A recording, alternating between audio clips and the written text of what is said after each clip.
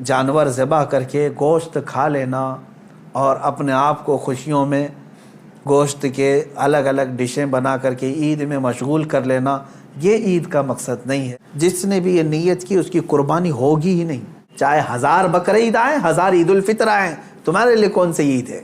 لوگ یہ سمجھتے ہوں گے کہ ہر عید بقرعید پر، عید الاضحیٰ پر یہی ابراہیم و اسماعیل علیہ السلام کے قصے اور ان کے واقعات کیوں سنائے جاتے ہیں؟ میں کہتا ہوں مسلمانوں پر یہ واقعات سنانا واجب ہے، اخلاقی واجب ہے۔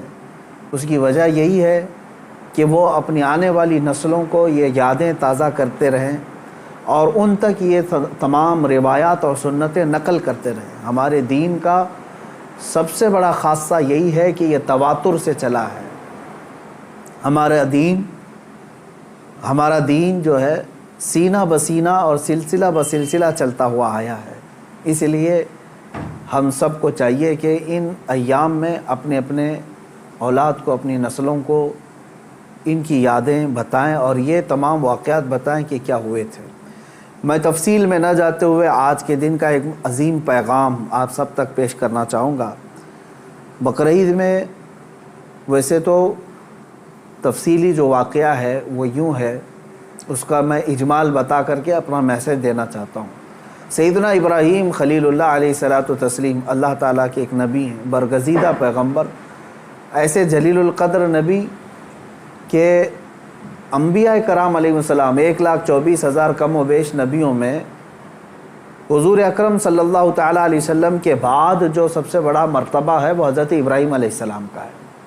حضور صلی اللہ علیہ وسلم کے بعد جو سب سے بڑا مقام ہے وہ حضرت ابراہیم علیہ السلام کا۔ سیدنا ابراہیم علیہ الصلوۃ والتسلیم کی اولاد نہیں تھی، آپ نے تقریباً 90 سال عمر پائی اس وقت تک، بلکہ آپ کی عمر اس سے بھی زیادہ ہوئی۔ جب آپ کی عمر پاک 90 سال تک ہوئی تب تک کوئی اولاد نہیں تھی۔ آپ کی زوجہ ایک حضرت سارہ ہیں اور دوسری حضرت ہاجرہ ہیں۔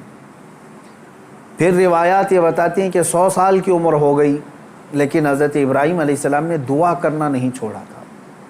یہاں سے یہ پتہ چلتا ہے کہ بندہ مایوس نہ ہو۔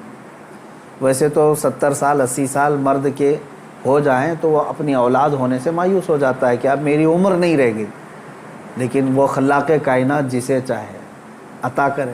جب وہ حضرت مریم کو شوہر کے بغیر ان کو بیٹا دے سکتا ہے اور حضرت صالح علیہ السلام کی پتھر سے اونٹنی پیدا کر سکتا ہے، تو وہ پھر مولا تعالیٰ 90 سال کیا 100 سال کے بعد بھی چاہے تو اولاد عطا کر سکتا ہے۔ دعا کرنا ترک نہ کریں۔ حضرت ابراہیم علیہ السلام کی دعا قرآن پاک میں موجود ہے۔ آپ یہی دعا کرتے تھے، رب ہب لی من الصالحین، اے اللہ مجھے صالح اولاد عطا فرما، صالحین میں سے مجھے نسل عطا فرما۔ حضرت ابراہیم علیہ الصلوۃ والتسلیم کی اس دعا کو قرآن پاک میں بھی آپ تلاوت میں پائیں گے۔ حضرت ابراہیم علیہ الصلوۃ والتسلیم کی اس دعا کو اللہ تبارک و تعالیٰ نے قبول فرمایا اور پھر اللہ تعالیٰ نے ارشاد فرمایا کہ ہم تمہیں ایک بیٹا عطا کرتے ہیں۔ وہ کیسے معاملات ہوئے یہ بھی دیکھیے۔ حضرت ہاجرہ حضرت ابراہیم علیہ السلام کی اہلیہ، وہ گھر میں موجود ہیں، کچھ فرشتے آئے اور فرشتوں نے آ کر کے بشارت دی کہ اللہ تبارک و تعالیٰ تمہیں بیٹے سے نوازنے والا ہے۔ تو وہ کہنے لگی کہ میں اتنی بوڑھی ہو گئی ہوں، ان کی خود کی عمر 90 سال کے اوپر کی تھی، کہا اتنی بوڑھی ہو گئی ہوں، کیا مجھے بچہ ہو سکتا ہے؟ فرشتوں نے کہا ہاں، اللہ تبارک و تعالیٰ جو غالب حکمت والا ہے وہ چاہے تو ہو سکتا ہے۔ تو پھر اللہ تبارک و تعالیٰ نے یہ بشارت دی اور بڑھاپے میں حضرت ابراہیم علیہ السلام کو بیٹے کی بشارت سے نوازا اور اس کے بعد حضرت اسماعیل علیہ السلام کی ولادت ہوئی۔ چند دنوں کے بعد، چند سالوں کے بعد حضرت سارہ سے حضرت ابراہیم علیہ السلام کو دوسرے بیٹے بھی ہوئے، حضرت اسحاق علیہ السلام، یعنی اسی عمر میں۔ اور یہ وہ لوگ ہیں، یہ 2 بیٹے ایسی عمر میں ہوئے۔ اب یہاں بتاتا ہوں میں آپ کو صبر کا اور استقامت کا پھل کتنا عظیم ہوتا ہے۔ 100 سال تک ابراہیم علیہ السلام صبر کرتے رہے اولاد کو، اور اس کے بعد اللہ نے اولاد دیا، 2 بیٹے دیے، ایک اسماعیل علیہ السلام اور دوسرے اسحاق علیہ السلام۔ ان دونوں نبیوں کے بارے میں اگر میں آپ کو بتاؤں، اسحاق علیہ السلام وہ نبی ہیں، حضرت ابراہیم علیہ السلام کے وہ بیٹے ہیں جن کو اللہ نے نبی بھی بنایا، اور ان کی نسل میں 30,000 سے زیادہ نبی پیدا کیے تقریباً۔ بنی اسرائیل پوری نسل جو ہے وہ اسحاق علیہ السلام کی نسل ہے۔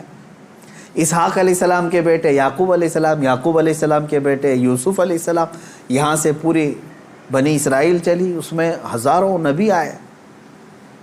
ابراہیم علیہ السلام کو ایک بیٹے اسحاق علیہ السلام کی نسل میں سارے نبی عطا کیے، اور دوسرا بیٹا جو اسماعیل علیہ السلام عطا کیے، ان کی نسل میں تو سید الانبیاء حضور صلی اللہ علیہ وسلم آتا ہے، محمد الرسول اللہ صلی اللہ علیہ وسلم علیہ افضل التحیت و اکمل التسلیمات۔ تو یہ حضرت ابراہیم علیہ السلام کی دعا کا نتیجہ تھا، اور صبر اور استقامت کا۔ آج جو مجھے پیغام دینا تھا وہ یہی ہے، میں نے آیت کریمہ بھی خطبے میں یہی پڑھی۔ بے شک وہ لوگ جنہوں نے یہ کہا اللہ ہمارا رب ہے، ان الذین قالوا ربنا اللہ، بے شک وہ لوگ جنہوں نے کہا اللہ ہمارا رب ہے، ثم استقاموا، پھر اس پر جم گئے، یہ ہے استقامت۔ استقامت کہتے ہیں ڈٹے رہنا، جمے رہنا۔ اب اس کے متعلق جو قرآن کہتا ہے تتنزل علیہم الملائکہ، ان پر اللہ تعالیٰ فرشتے اتارتا ہے۔ کیا کہتے ہوئے آتے ہیں فرشتے؟ اللہ تخافوا ولا تحزنوا، گھبراؤ مت، ڈرو مت، ہم تمہیں وہ بشارت دینے آئے ہیں جس جنت کا اللہ نے تم سے وعدہ کیا ہے۔ تھوڑے دن اور باقی رہو، تھوڑے دن اور جمے رہو، اور ڈٹے رہو۔ یہ استقامت کرتا ہے بندہ، استقامت پر فائز ہوتا ہے تو فرشتے اس کی مدد کے لیے اترتے ہیں۔ ہاں اتنا ہے کہ ہلا دیے جائیں گے، تمہاری خواہشات کے خلاف معاملات آئیں گے، تمہارے نفس کے خلاف معاملات آئیں گے، اسی پر جمے رہنے کا نام استقامت ہے۔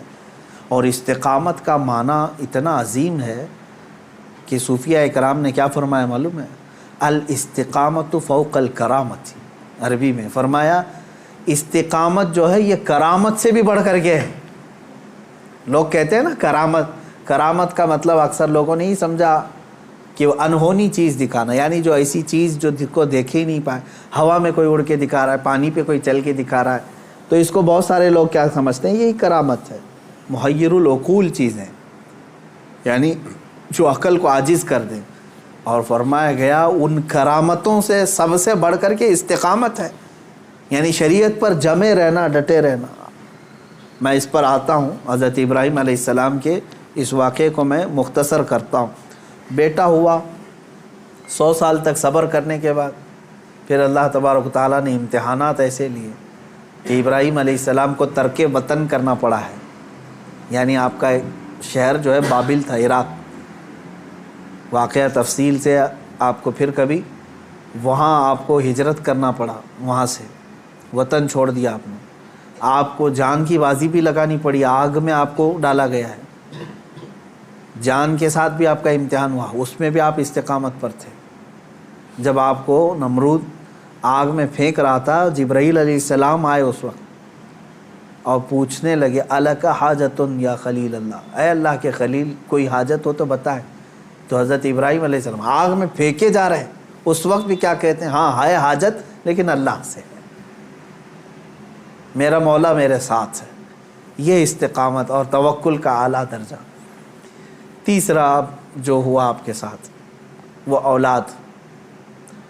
اور آپ کو یہ بھی میں بتا دوں کہ اب اولاد دیا اللہ تعالیٰ نے، پھر حکم یہ فرمایا، خواب میں حضرت ابراہیم علیہ السلام کو یہ کہا گیا کہ آپ اپنے بیٹے کی قربانی دیں اللہ کی بارگاہ۔ لیکن ابراہیم علیہ السلام نے خواب میں دیکھا تو اس کے بدلے میں آپ نے جانتے ہیں تقریباً آپ نے 100 اونٹوں کو ذبح کر دیا، اونٹ ذبح کیے۔ شاید اس خواب کی تعبیر یہ ہو۔ دوسرے دن پھر خواب وہی آیا، پھر آپ نے ذبح کیے۔ تیسرے دن پھر خواب آیا، تب آپ نے یقین کے ساتھ یہ فرمایا کہ مجھے میرے بیٹے اسماعیل کی ہی قربانی کا حکم دیا جا رہا ہے۔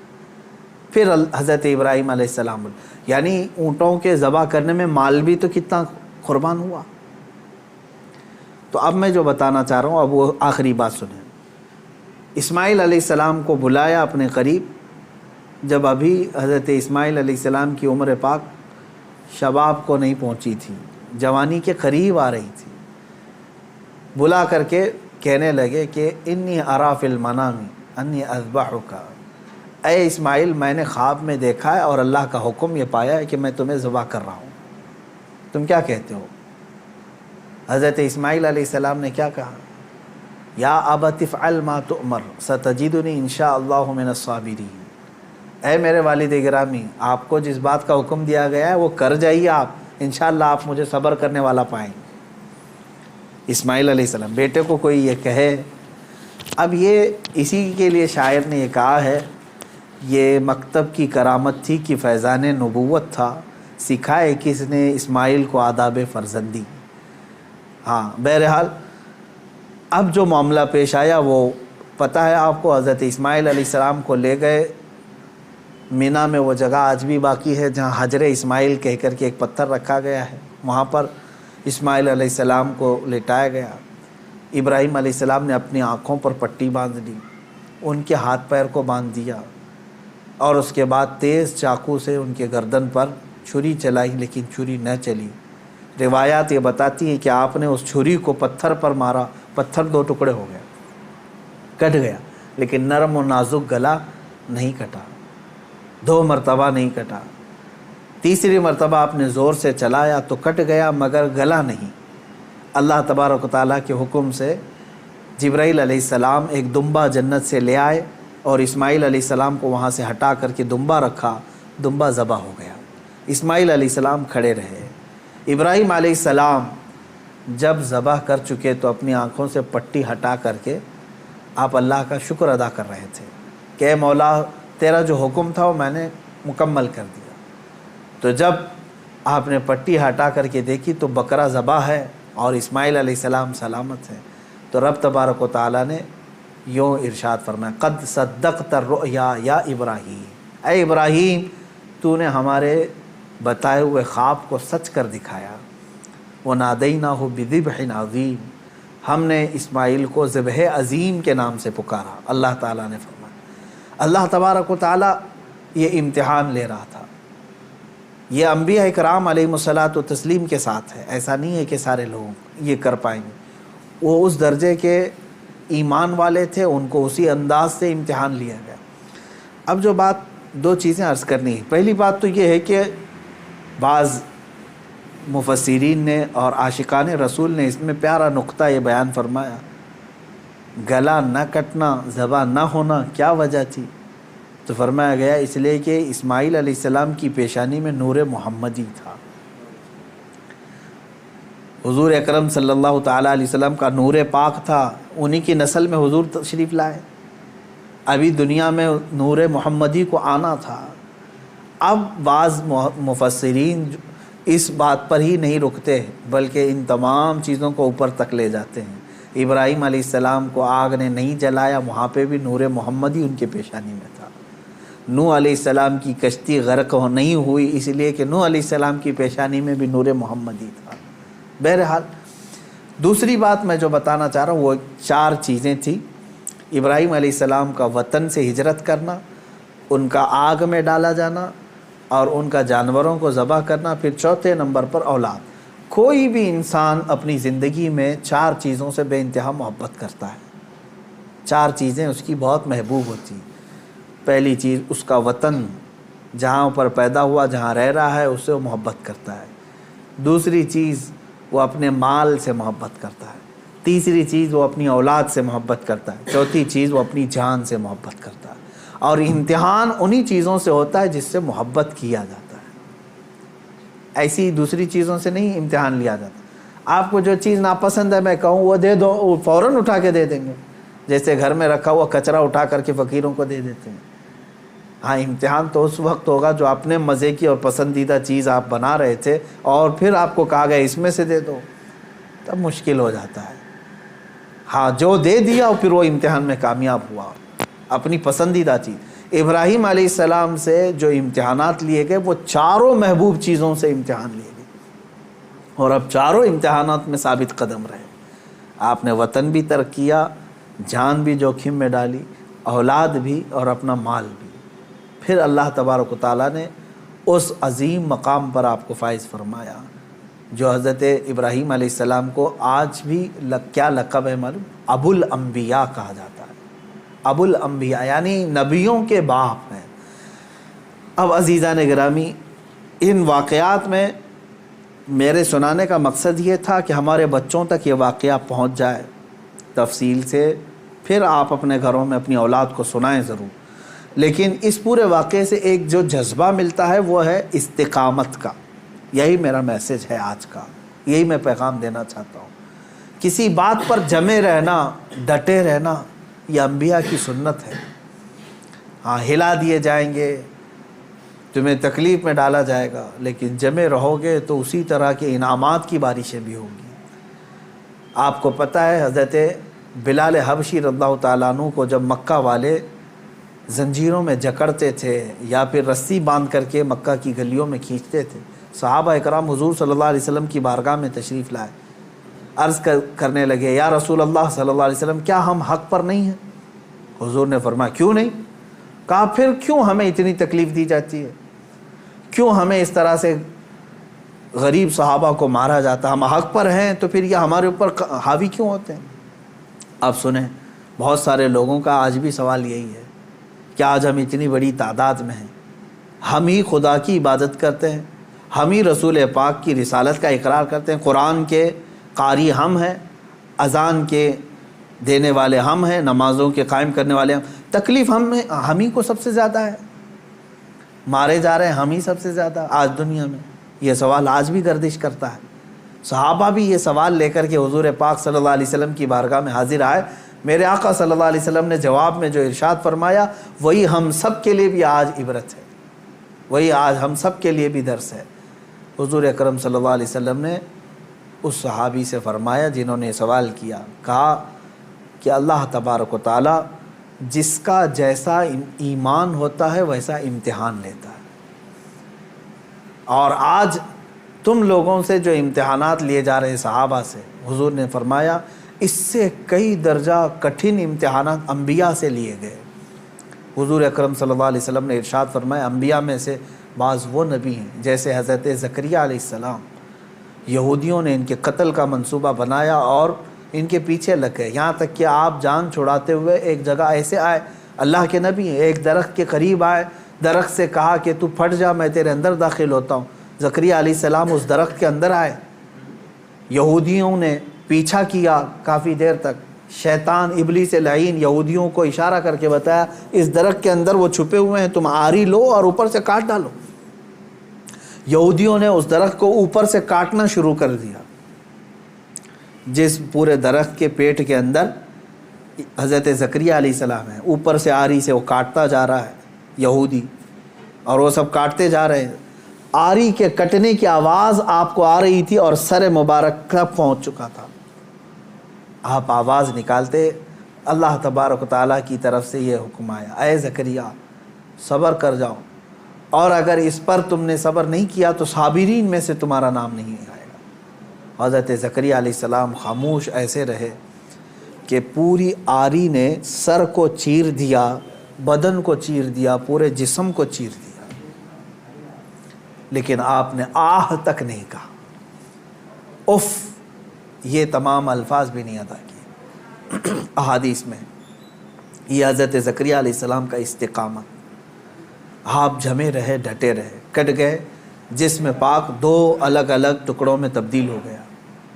اب اندازہ کریں ان واقعات کو حضور اکرم صلی اللہ علیہ وسلم نے صحابہ کو سنایا۔ حضرت یحییٰ علیہ السلام پیش کیے گئے، 33 سال کی جوانی ہے، بادشاہ کے خلاف آپ نے فتویٰ دیا تھا، وہ دو بہنوں کو ایک نکاح میں رکھا تھا، آپ نے فرمایا حرام ہے تیرے۔ بادشاہ نے کہا تم کیا مجھے بھی فتویٰ دو گے، مجھے بھی سکھاؤ گے؟ حضرت یحییٰ علیہ السلام نے کہا اللہ کی شریعت ہے، وہ ہر ایک پر نافذ ہے۔ اس بادشاہ نے اپنے خلاف اس فتوے کو دیکھ کر کے آپ کے قتل کا حکم دیا، اور آپ کو قتل بھی کیا گیا، آپ کا سر مبارک الگ کر کے تشت میں رکھا گیا۔ نبی کی بات کر رہا ہوں، حق بات بولنے پر یہ مصیبتیں آئیں گی۔